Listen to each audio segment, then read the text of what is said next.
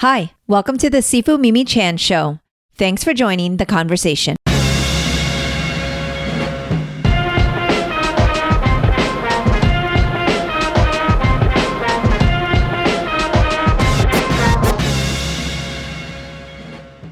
As we honor AAPI Heritage Month, there is one interview that I think everyone should hear.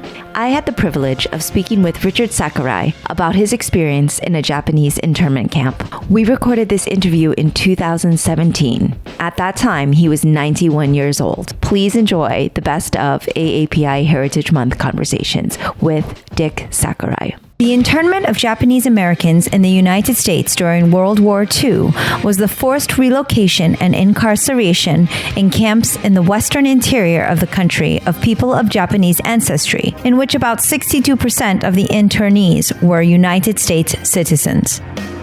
This internment is considered to have resulted more from racism than from any security risk posed by Japanese Americans. What was it like in a Japanese internment camp? How could this happen, and how can we keep this from ever happening again? I had the privilege of speaking with Richard Sakurai about life in a Japanese internment camp. Richard, who prefers to go by Dick, recalls his experience of being taken away from his home, attending high school in the camp, and being drafted when he turned 18. He is now a young 91 years old, and I am grateful that he was so gracious to spend time talking to me about his life pre and post World War II as a Japanese American. Dick even had to graduate from high school in the camp, where he lived for almost 3 years. I was amazed at his calm and good-natured attitude towards this experience in his life, and am inspired by his kindness, wisdom, and fortitude. I also found it interesting at how his internment experience has shaped his modern-day political stance. Listen to the end of our conversation to hear him discuss his philosophy on the culture of America today. He worries that the oppression and racism he experienced during World War II is happening to other cultures today, like Black Americans and Muslim Americans. I believe in learning and listening to the wisdom of someone like Dick, who has endured so much and experienced so much of history. If you are enjoying these conversations, please rate my podcast on your platform of choice and share it with others. If you would like to support the work I do with a donation, you can become a patron of the show by visiting my website or patreon.com/SifuMimiChan. For comments or suggestions, reach out on social media at SifuMimiChan. Now, on with the show. All right. Hi, Dick. How are you? Thank you so much for joining me on my podcast today. Thank you for inviting me. Yes, well, I'm really honored to have you as a guest after I read and heard a little bit about your story, but I'd like to kind of get started to getting to know you a little bit better. And why don't you tell me a little bit about where you grew up and a little bit about your family? Well, I grew up in Troutdale, Oregon, which is a farming community just outside of Portland, Oregon. My father was an immigrant that came to this country in, I think, 1912 to join his father and stepmother, who had come to this country at around about the turn of the century, about 1900, and had left my father behind in Japan to be raised by his grandparents until he graduated from his schooling. And then after he graduated from his schooling, he came to this country. And my mother was born in Portland, Oregon, to my grandfather and grandmother, who also had come to this country about the turn of the century, 1900. And so my mother was born in 1905 in Portland, Oregon. Well, when she was a young girl, my grandfather and grandmother returned to Japan, so my mother went with them, and so she got most of her schooling in Japan. And in the meantime, my grandfather had also come back to this country again. And so my mother, after she graduated from school, came and joined him in Portland, Oregon. I see. And what year were you born? I was born in 1926. I see. And so you grew up in Oregon and you went to school there in your formative years? I went to school in Corbett, Oregon, which is a small community just east of Troutdale. And I went there through the 10th grade when, of course, the Second World War started, and we had to be, interned. I see. So I didn't graduate from the school in Corbett, Oregon, but I continued my schooling in the camps. I see. And so previously, but before the war started, you pretty much kind of lived a very typical, Asian American life, would you say? What was it like at that time in Oregon for an Asian American? Well, it was during the Great Depression. And of course, we were also one of the minorities that were looked down upon. So we lived in a farming community which had a small community of Japanese Americans, and very, very tough times because of the Depression. Right. And you yourself, did you also help with the farming? Oh, yeah. As soon as I was able to, I helped on the farm. Yeah. And what kind of hours, how difficult was that, or did you enjoy it? Well, no, not particularly. It was hard work. It was after school and during the summers and then on weekends. It was always a matter of working on the farm. Right. So it seems like even before the war, it was a quite, challenging time, of course, because of the Depression. And how about your school life? Did you enjoy school, or was it also difficult because you were discriminated against, or because, like you said, people kind of looked down on you? Well, actually, school was a good experience for me. I liked school, and I did well in school, and actually, my classmates, most of them were quite accepting of me. There were a few that showed overt prejudice, but most of them I got along with most of them quite well, and it was a fairly good experience. Oh, well, that's good. And so moving forward, when did your family hear about the relocation centers and that they would be interring Japanese Americans? Was it something you had heard about that was happening before they actually came and took you guys away, or did it just happen very quickly? Well, of course, there was a period between the time that the war started and when we were sent to the camps, that there were rumors and there, of course, there are also news stories that appeared that indicated that something like that was going to happen.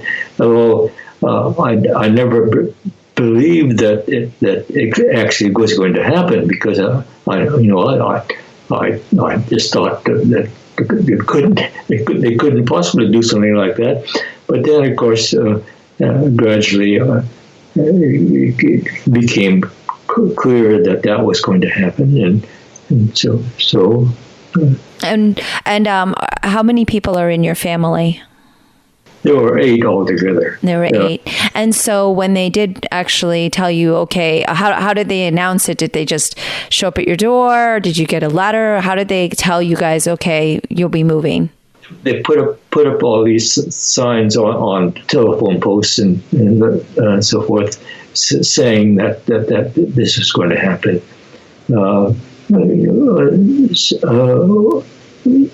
Shortly before the actual removal of us, these signs appeared on telephone posts and things like that. I see. And what was it like for you the day they came to move you? Well, this is just something that happened.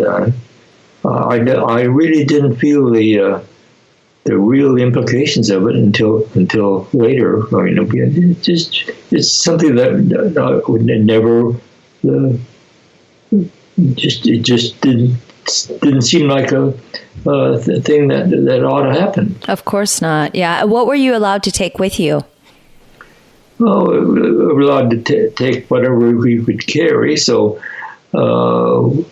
we had, a suitcase each, and actually we had a suitcase and a duffel bag. We put clothes and things like that in, and then that's what we were allowed to take. Right. Did they tell you that they would be providing everything else for you? You would have a certain type of living situation? Did they kind of give you any indication of what it would be like? No, there was no indication of what it was going to be like. Okay. And so your first, where they moved you first is it a relocation center, or did you get moved a couple times, or was it just one location?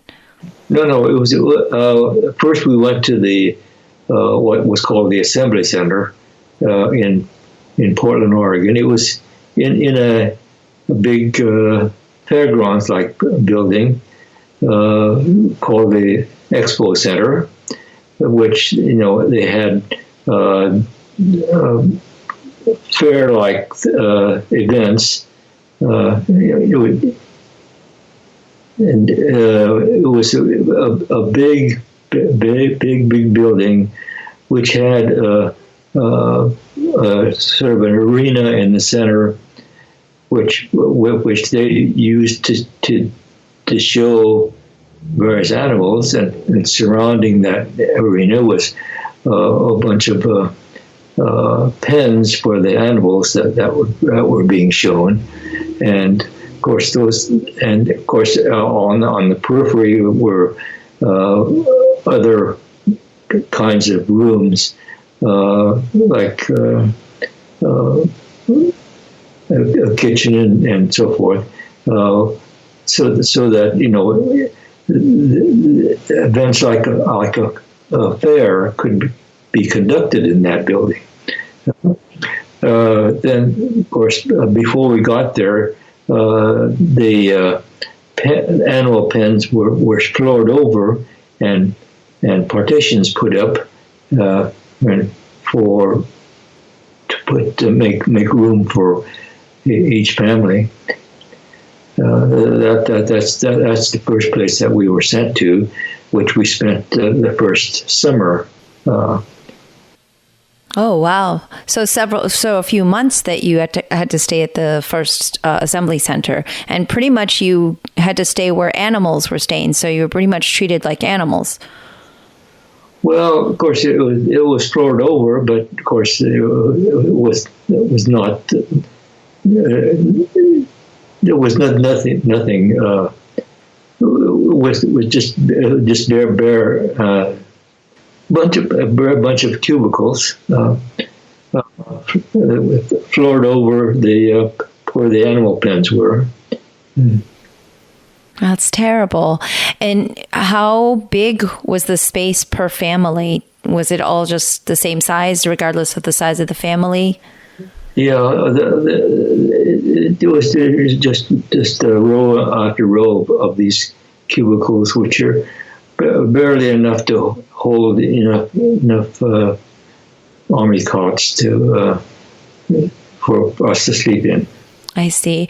And what was the feeling like when you were there? Did it feel like you were literally a prisoner, or were you really allowed to circulate and go around, or did you feel very confined? Well, of course, we could walk around any place we wanted to inside that building, but of course outside that building there was a fence, a high fence with guard towers and soldiers patrolling the outside. And so we felt free to wander around inside the building and just outside the building. But of course, we knew that we couldn't get out of there. Right. I mean, and as a teenager, teenagers are pretty restless as it is. I mean, did you feel at any point like that injustice at that age? I know you were fairly young, but did you feel like, why are we here? We didn't do anything to deserve this. Did you feel like this was not just? Well, yeah, of course. We didn't think that was the right thing for them to do. And when against everything how we thought about, what the government ought to be doing. Did you just feel, though, that you had no power to, to be able to do anything different, though? Did you feel but maybe powerless, or that you just had pretty much had no choice? Yeah, there's nothing actually we could do. At least from my perspective, I know I was just a young kid, and I didn't know much about what went around.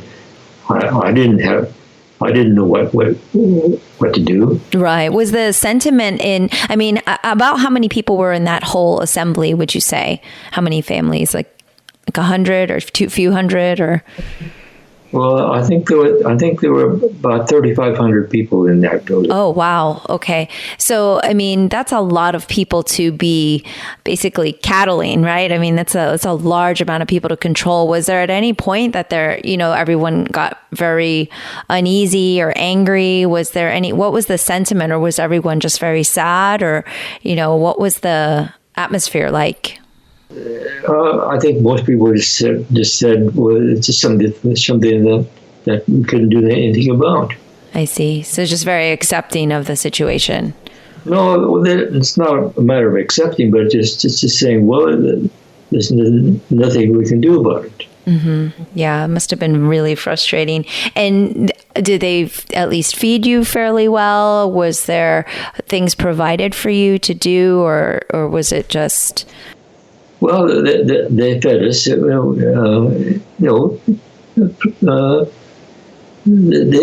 fed us enough, just plain food. Did you miss your own food from when you are at home with your family? I'm sure it's not really the same food you were getting. Of course, that's true. And of course, the people there, started organizing things, and so. Actually, on one side of the building, that there was a big open space inside the fence, and so they made some baseball fields and so forth, and so the people inside there organized some. Baseball leagues and so forth, and so there were things like that went on. Yeah, it seems like you made the best with a difficult situation. What were the real, obviously you with your parents and your family, what were the reasons they gave you that, okay, we're taking you all away? I mean, we know why, historically what they said, but what did they actually tell you to say, well, is this for your protection, or this is for your own good, or what did they say to you to basically explain why this was happening? Or did they even explain it? Well, I'm not quite sure that I remember exactly what was said. Did your parents explain it to you, maybe? I guess the nominal explanation is that there was no way they could figure out who the disloyal people were, so they just figured that they'd take all of us. I see. Yeah. And so you spent the summer there, and then where did they move you after that? Then at the end of the summer, they moved us to the permanent camps, and we went to the camp in Idaho called Minidoka. And was that a better living situation, would you say, than the assembly center? No.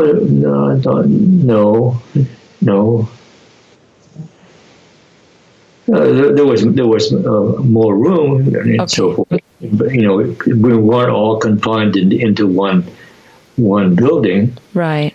And we were living in barracks type buildings, and so it was like a small town. And you said that's where you finished your schooling, is in the permanent center, in the permanent camp. So what was it like for you on a day-to-day, since how long were you at that permanent camp?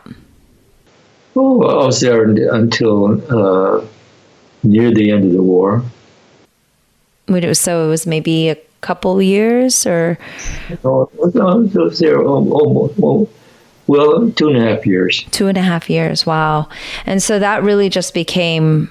So in all, it was 3 years that I was in the assembly center or the camp.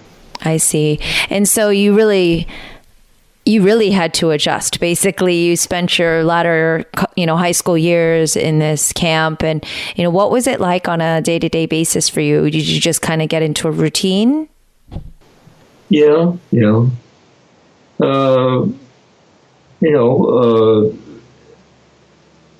hung out with friends. Just that's what we did all day. Just hung out with friends. Yeah. Did you at any point, feel like escaping, or that there was any way out, or you just kind of thought this would end at some time? Did you know it would end, or did you just think this might be the rest of your life living in this camp? No, I figured it would end sometime. And of course, there were ways to leave the camps, But of course, it's not possible for young people to go out by themselves. They'd have to go out with their family, So, but there were ways to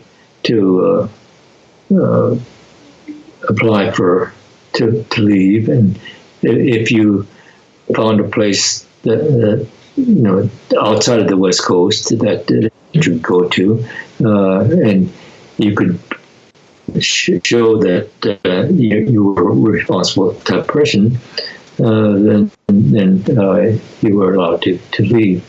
But of course, I couldn't do that by myself because I wasn't old enough, Right, and your family wasn't able to move or to go somewhere else. No. I see.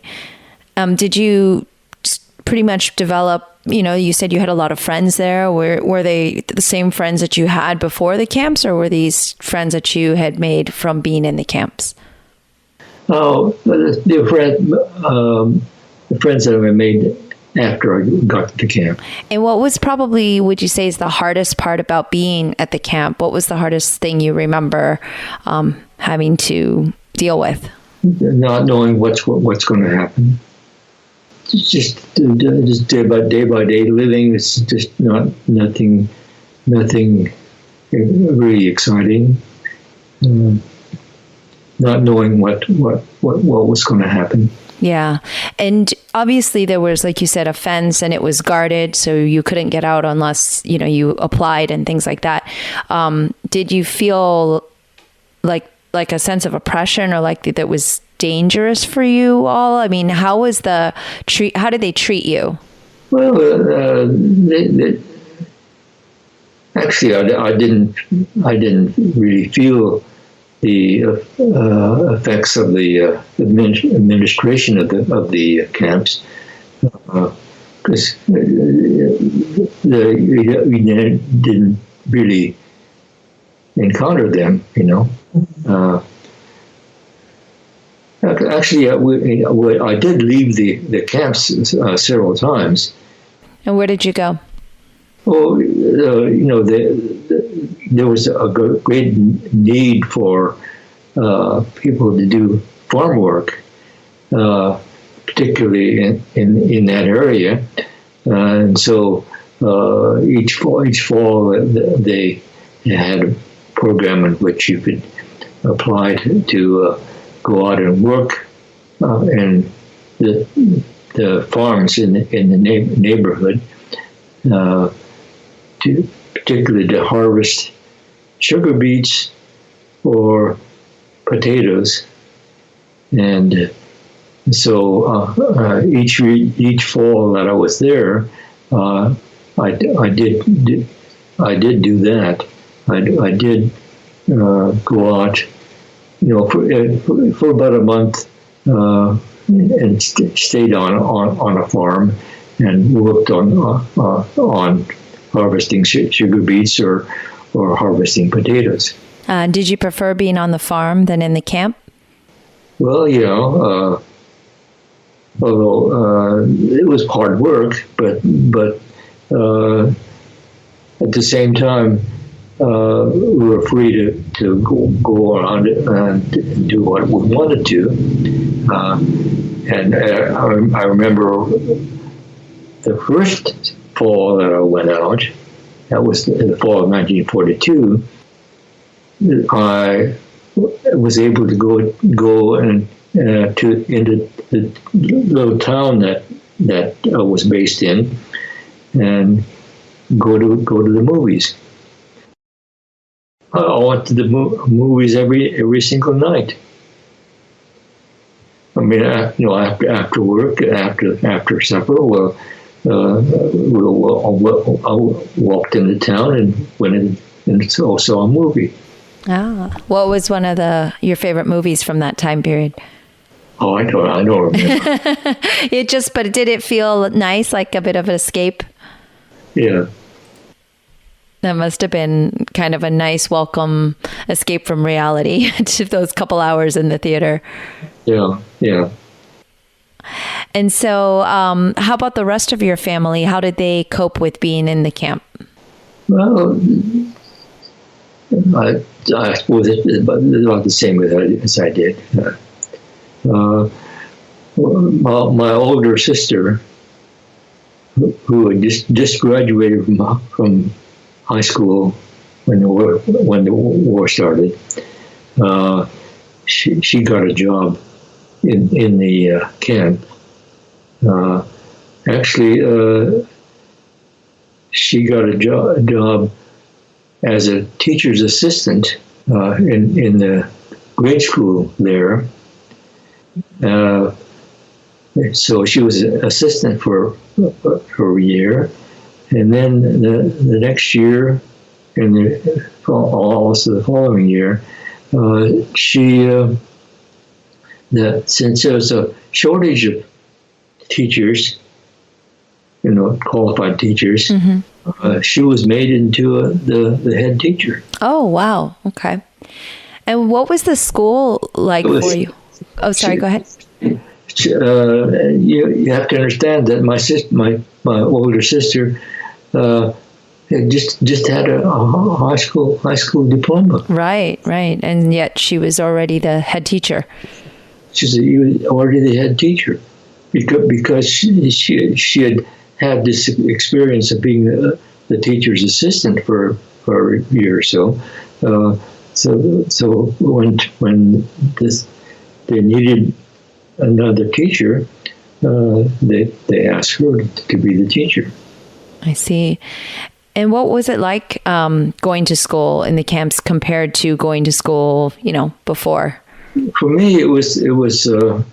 Well, let me put it this way: the first year after I came back from that event out in working on the farms, they started the schools, and I only went to the school for a couple of weeks, and then I dropped out, and it just never went to school for the rest of the year.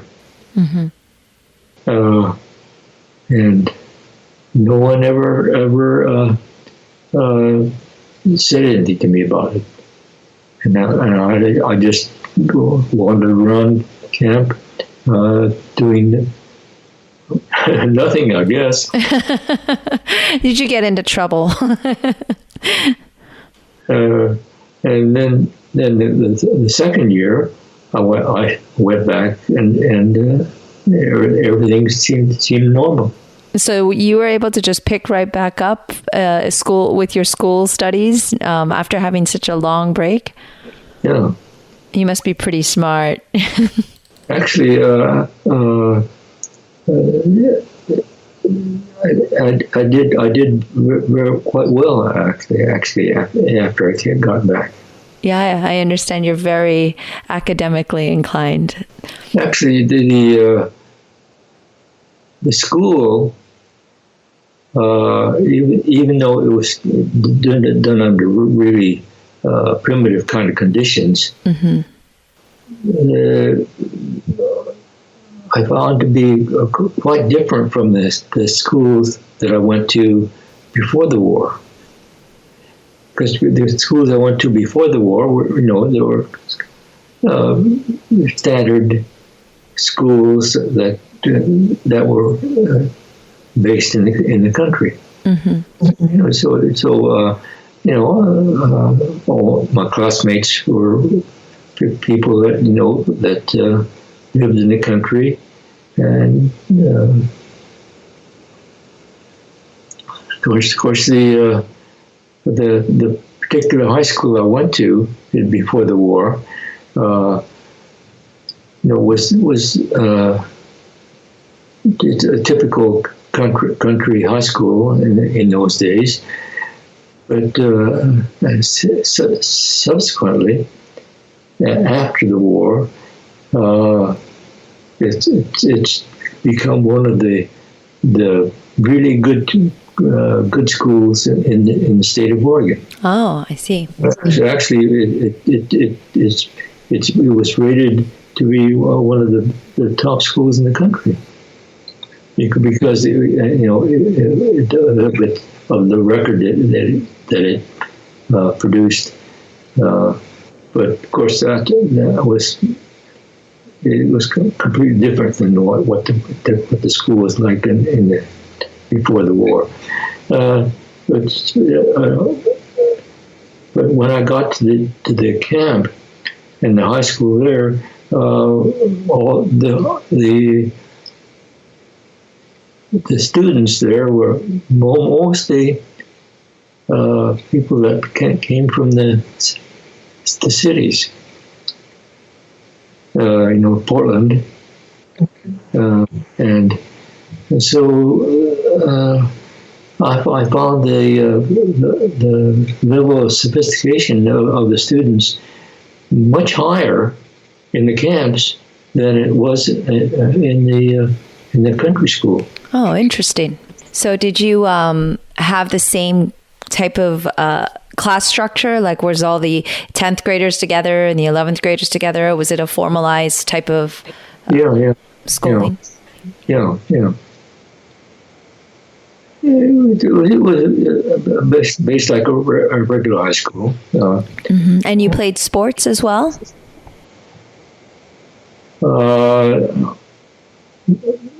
Only in physical education classes. Okay. You mentioned that other people were doing baseball inside the assembly, so. But of course, outside of the schools, there were there's also a league playing softball. Mm-hmm. So I did get on a softball team. Oh, nice. And we had a league inside the camp, and so we played regularly. Oh, no, okay. And you said that the level of students were fairly sophisticated. What about the teachers? Well, the teachers, there were some, actually, there were some really good teachers. And there were a few, relatively poor ones. And it's like a lot of schools, there's a whole assortment of teachers. But actually, there were a few that were really great teachers, and they were people who took it upon themselves to actually come to the camps in order to be teachers, because they thought that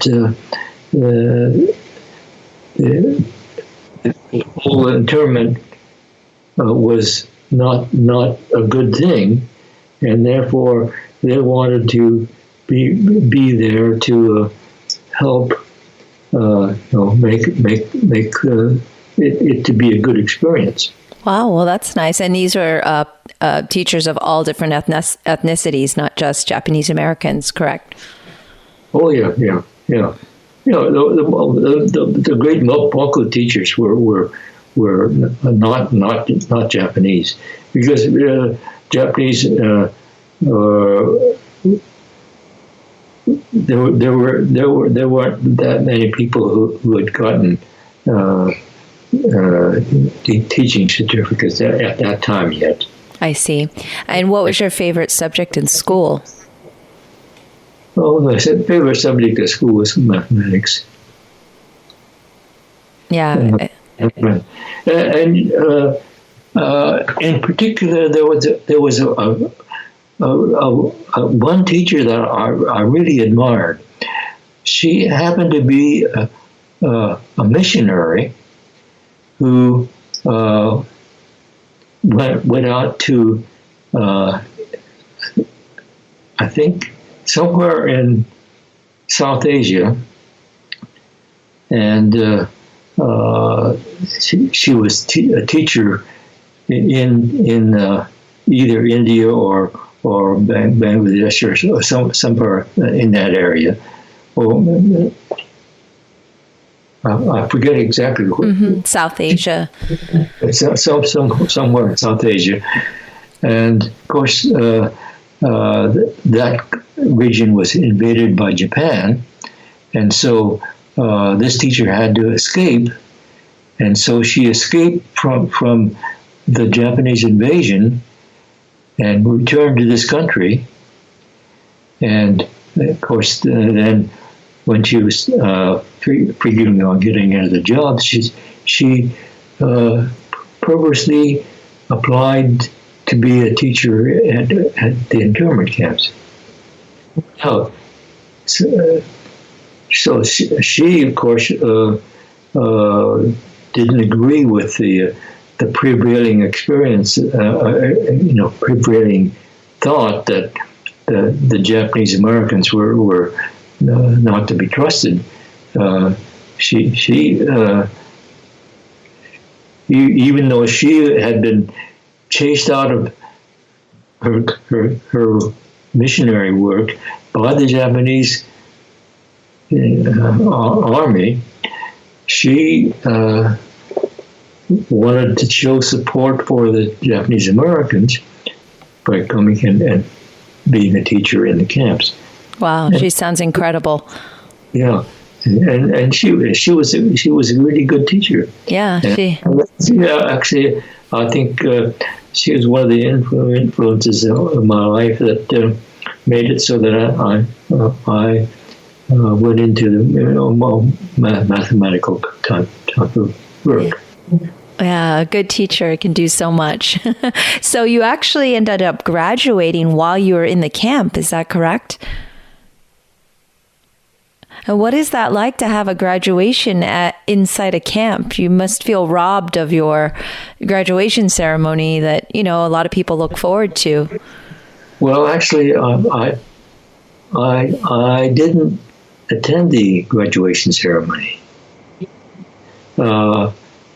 See, after that 1 year that I skipped, I only got back to the school in the second year, and so I finished my 11th grade in the second year, and then the third year, I went for 1 semester, and in that 1 semester, I finished all of the credits I needed to graduate.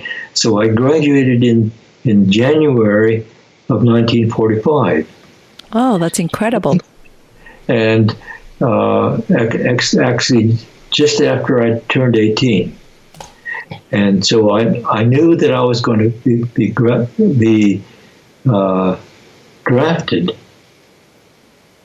Right, because you're 18. Yeah, because I was 18. So I decided I would go out and see if I could get in at least a semester's worth of college work. So I applied to leave, and I applied to colleges to enter, and so I got permission to leave, and I also got accepted by a college. So I left the camp the day after my last class and the day before the graduation ceremony. Oh, so you missed it. So I missed the graduation ceremony. Oh, but you got to leave, so I guess this was the main thing. Yeah, and so then I got to the college. And which college? I went to Miami of Ohio. Miami of Ohio. Yes, and of course, very shortly after that, of course, I got draft notice, and so I had to go and get my draft physical. So part way into that semester, and in the draft physical, they discovered that I had tuberculosis. Oh. That I had, gotten while I was in camp. Mm-hmm. Was that common? I don't know if it was common or not. Okay.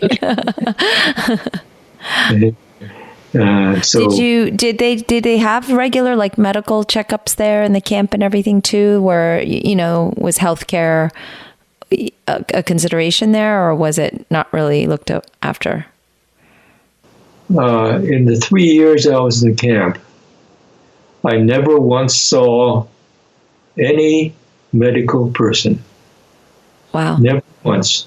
Not a doctor, not a nurse, not any kind of person that had any medical training whatsoever. Not once. And so what happens when people would get sick or break an arm or? There was a hospital there. Okay. There was a hospital there, and there were a few doctors. There were a few doctors who of Japanese American descent. But you didn't have to see anyone. Well, I actually when I dropped out of school that first year, my mother took me to the hospital to see if there was something wrong with me. Because you weren't going to school? Yeah. And I told my mother I was too tired. And so she wanted to know why that was this case. And so she took me to the hospital, and the hospital sent out a young kid who had no medical training whatsoever to interview me. And he asked me some questions, and after a while, that was it. And so they determined there was nothing wrong with you for not going to school. You just... Well, they didn't make any determination at all because there was no medical person had talked to me. Right. So then what did your mother do with you? She didn't do anything. She said, well, I guess there's nothing to do. Well, all's well as ends well. You did end up graduating from high school anyway, and I don't think there was anything wrong with you. So what happened after you got drafted? Well, I was able to finish that semester. Because you were ineligible to serve because of the TB, or? Yeah, because I was ineligible to serve because of TB. Were you relieved? No, they let me finish the semester. And then what was I going to do? The state of Ohio didn't take any responsibility for me because I was not a resident of the state of Ohio. The state of Oregon couldn't do anything for me because I was not allowed to go back to Portland, to Oregon. The state of Idaho didn't have, couldn't do anything with me because I was not a resident of the state of Idaho. I went back to the camp, and very shortly after I went back to camp, the camp authorities said, "You don't belong here. We let you go. We release you. So if you want to stay here, you'll have to pay room and board." Wow. And of course, I didn't have any money. Right. How did you go to college? Was there a scholarship or? Well, it's from the money I earned when I went out for these harvests. Oh, from farming. Yeah. And so they wanted you to pay to live back on the camp that you were forced to live on before. Yeah. So what did you do? So I left and I wandered around the country, doing odd jobs,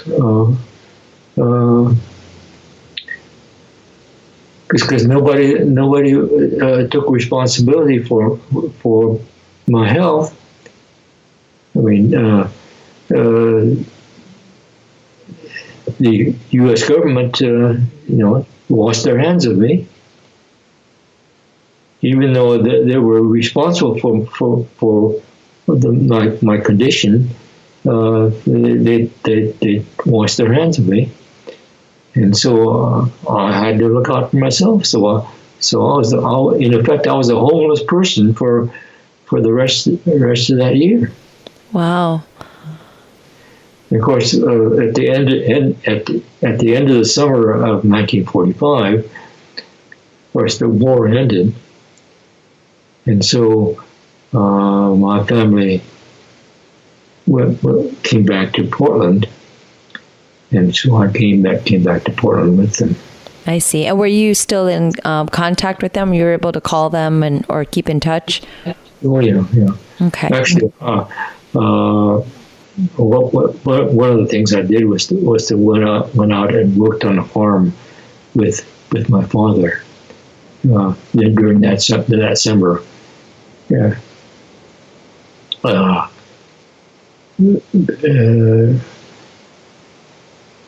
here I am, somebody that has been diagnosed with tuberculosis, and the only cure for tuberculosis in those days was complete bed rest. Mm-hmm.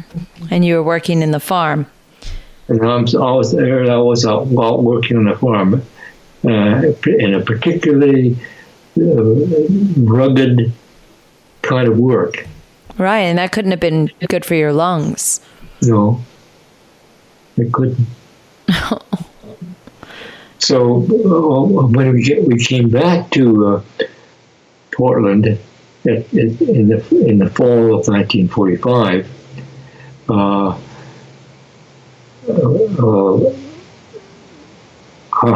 happened to meet a woman who was interested in what was going on with the Japanese Americans that were coming back to the West Coast, and she said to me, "Did you know that Reed College in Portland has scholarships for returning Japanese people?" And I said, "I didn't know that." Well, she said, "Well, there are, so why don't you go and find out?" And so I went to Reed College, and I asked them about that, and they said, "Yeah, they had scholarships for returning Japanese Americans, and if you need to take an exam to see if you qualify or not."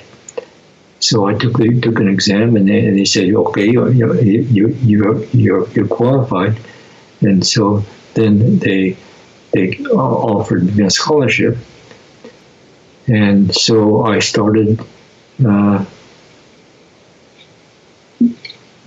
college again in the fall of 1945, and of course, in those days, every time you entered a new college, they always give you a physical exam. And so I took this physical exam, and of course, they discovered the tuberculosis all over again. So again, after a couple of weeks of going to Reed College, I had to drop out again. And at that time, because they thought you were contagious? Well, I don't know what they thought. Anyway, I got a notice from the health department that I had failed that physical exam, and that I had this tuberculosis. And so they said, "Well, we need to send you to a TB sanitarium." So while they did since in that case, finally, since I was now a bona fide resident of Oregon, the health department of the state of Oregon sent me to the TB hospital here in Portland, and that's when my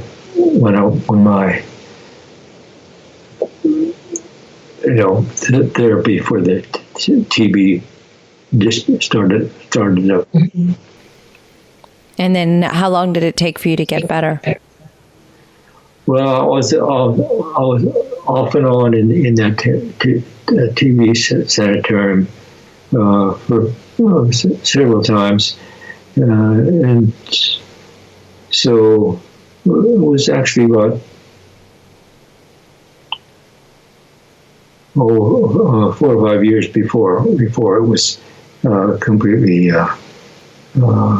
Well, it was before I was well enough to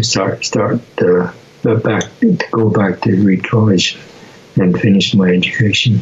Wow! So you still wanted to make sure you'd finish your education. Yeah. so then 5 years later, I did start back at Reed College, and then I was able to finish 3 years later. And you did mathematics? You studied mathematics? Oh, I studied physics. Physics. Oh, fancy mathematics. Incredible. And what happened to your original home before the war? I mean, technically, wasn't it still your home?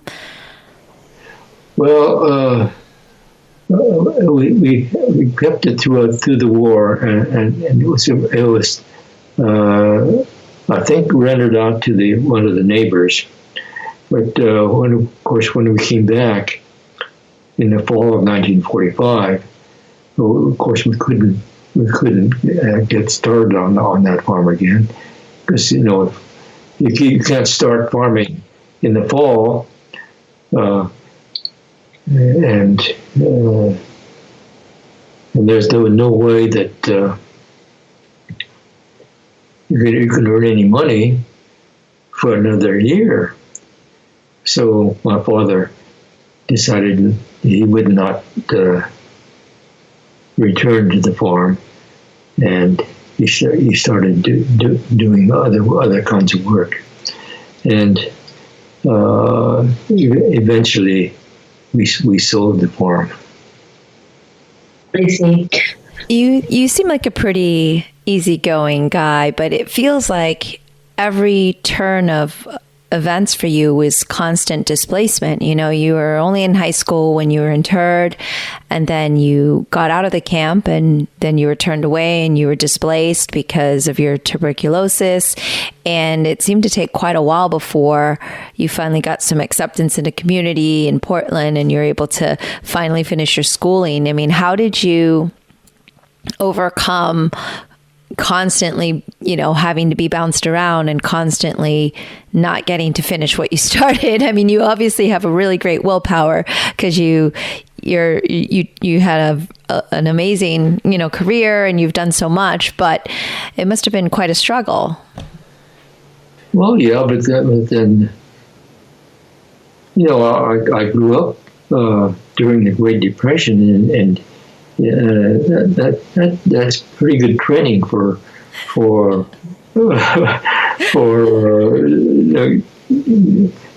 working under adverse conditions. It's all comparative, I guess.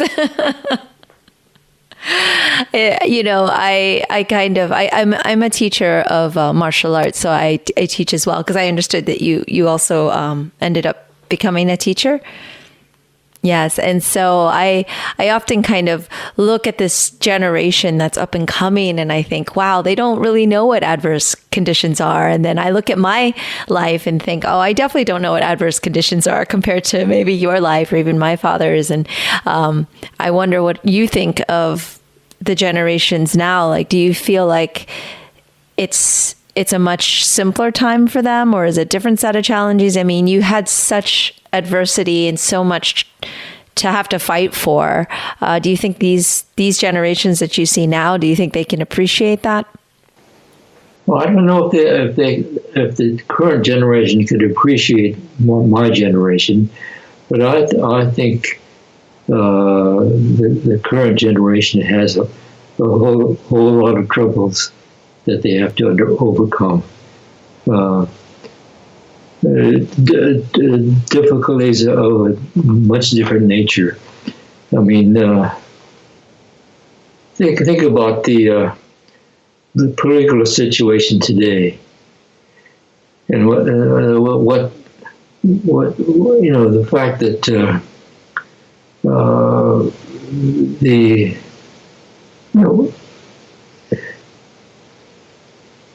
think about the fact that the country is run by people like the current president. I understand. You don't have to be delicate with me, sir. We're probably on the very same page. And that's a difficulty of a different sort than the difficulties that I had to go through, and probably just as hard. But of course, that doesn't mean that the current generation can appreciate what kind of difficulties we went through. But I understand. Now, let's talk a little bit about what you went through and in a comparative of now, because we look back in history and you think, how could we ever allow this to happen? How could these camps even exist? And these were American citizens that were forced, to live in these horrible conditions away from everybody else and pretty much isolated. And then, what happened even with you, nobody took any care for you. You got your tuberculosis and you were so displaced. And we think, this could never happen again. But I don't know, like you said, the political climate and the unconventional nature of where we're headed with government and politics. Do you think something like this could ever happen again in the United States? Do you think that we don't look to history enough and that it can repeat itself? Well, in a way, it's happening. I mean, what about the treatment of Muslims? Absolutely. And the fact that blacks continue to be killed and oppressed, yes. Yeah. And the fact that there can be white supremacy rallies in Charlottesville, Virginia, and being supported in a sense by the President of the United States. That's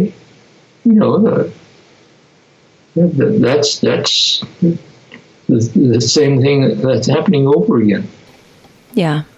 Yeah, that's what I kind of fear, is that, people can say something like, well, there's no camps. We haven't made anyone do anything. But I think they're just a little more slick about it, with immigration bans and with, the way that they're covering things. They're just a little more slick about how they oppress a certain ethnicity. Like you said, today it's the Muslim Americans or Black Americans, and they have their own set of challenges.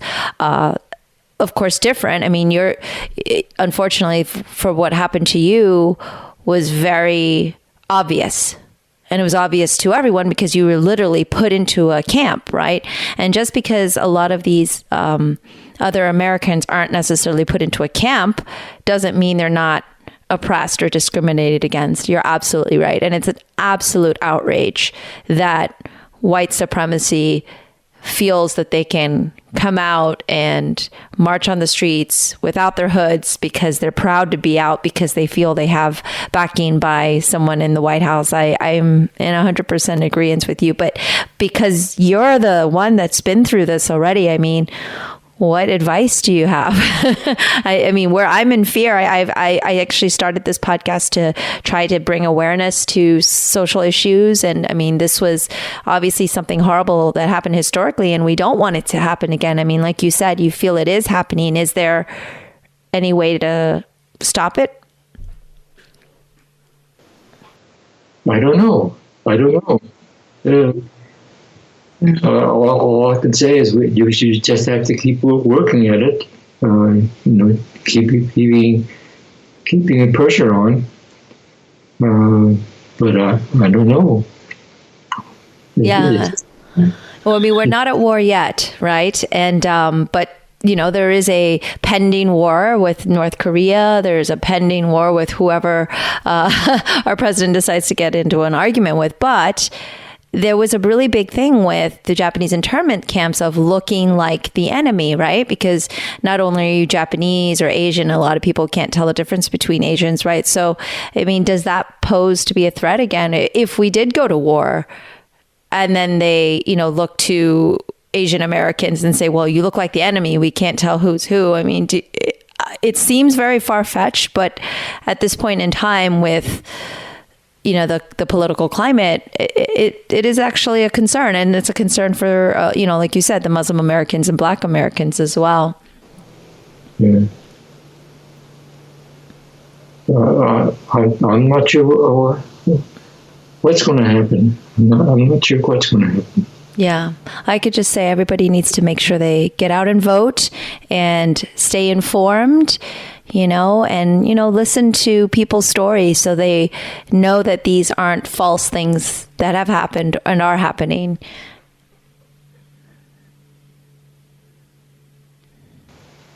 Okay. And so tell me, let's wrap up with a little bit about, how you did spend the rest of your life after you finally were healed from your tuberculosis and got the treatment. You graduated, you became a teacher, and I know that you have a family. Yeah, well, actually, after I graduated from Reed College, I went and worked at a research lab, and I enjoyed that a great deal. On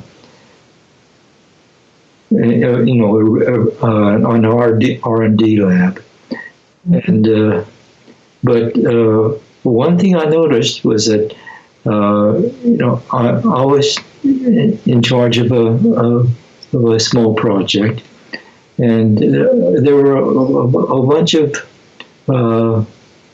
young technicians that were working on the same project or related projects that were going to night school to get their undergraduate degree, but since they were going to night school, they didn't have access to their teachers. They just went to class, and then as soon as that class was over, they went home again. So. And of course, they didn't have time to be spending a lot of time because they were working during the day and going to school at night. Mm-hmm. And so, yeah, full schedule. So I found that a lot of these technicians who are doing that started to come to me coming to me for help. And so I really enjoyed that. Well, if people want to come and ask me for help, maybe I ought to think about doing this full time. Right. So I decided I'd go to graduate school and get more degrees and become a teacher. So I quit the research job, which was paying a good amount of money, and went to graduate school. And of course, the graduate school turned out to be a really bad experience. Oh no! It was a small department of physics, and somehow or other, I just never got along with them. Oh. So after I got my master's degree, I decided to leave, and at that point I thought I'd see if I could get a job at some college. So I started to apply for jobs at various colleges. Mm-hmm.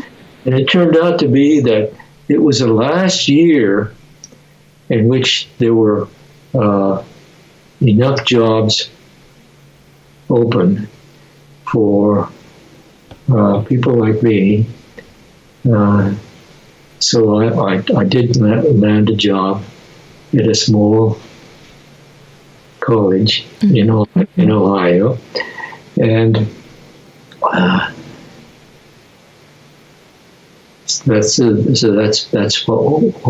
I got my start at teaching at small liberal arts colleges, and I went from one little obscure liberal arts college to another, and that's where I spent most of my time, most of my working years.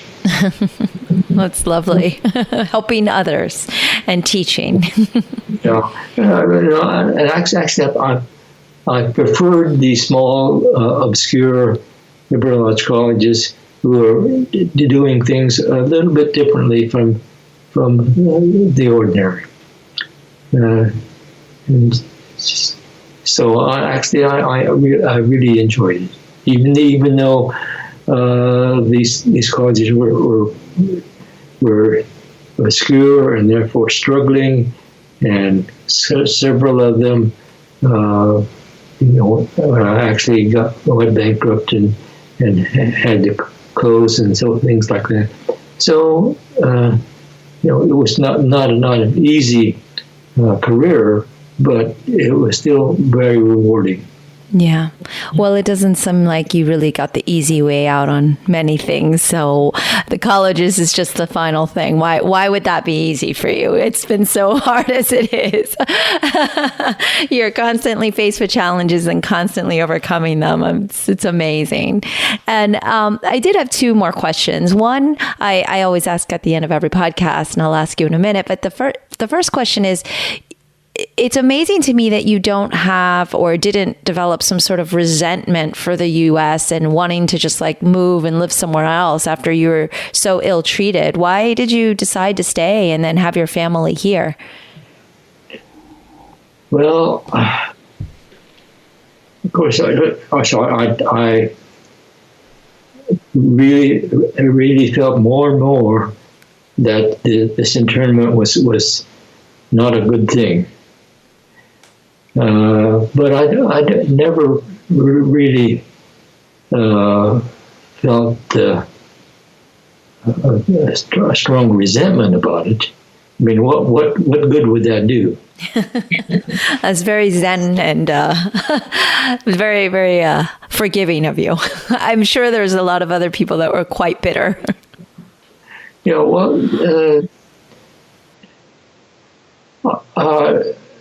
It's one of the things that made me turn into a real political radical, and I consider myself to be a really far left radical politically, and this internment helped me become that way. And so, I really can't say that I'm bitter about the internment. I just feel so very strongly that it was a really wrong thing for the government to do. But I can't feel bitter about it. Yeah, well, you are a much more forgiving person than maybe I would be. I don't know. I respect you so much, so very much. And I think I'm very glad that you decided to stay and be one of those very far left political radicals that can come and help be a part of this country and help continue to shape what I hope it will become and what we hope it will not become, right? We need more of you on our side. So, and my final question is, what comes to mind when you hear the word tradition? Well, I guess I'm in two minds about it. Tradition is something that will help us as we look to what's going to happen next.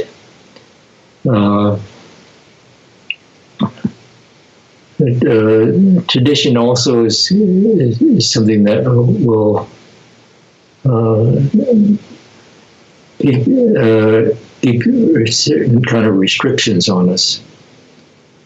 So I'm in two minds about it. Mm-hmm. Very good. Very good. I very much enjoyed our conversation today. Thank you so much for joining me. Okay, thank you. That's all for today's episode. Thanks for listening to The Sifu Mimi Chan Show. Please subscribe and rate my podcast on your platform of choice and leave a review. You can become a patron of the show at patreon.com/SifuMimiChan to help keep this podcast going. Follow me and interact on social media at Sifu Mimi Chan on Instagram, Twitter, or Facebook.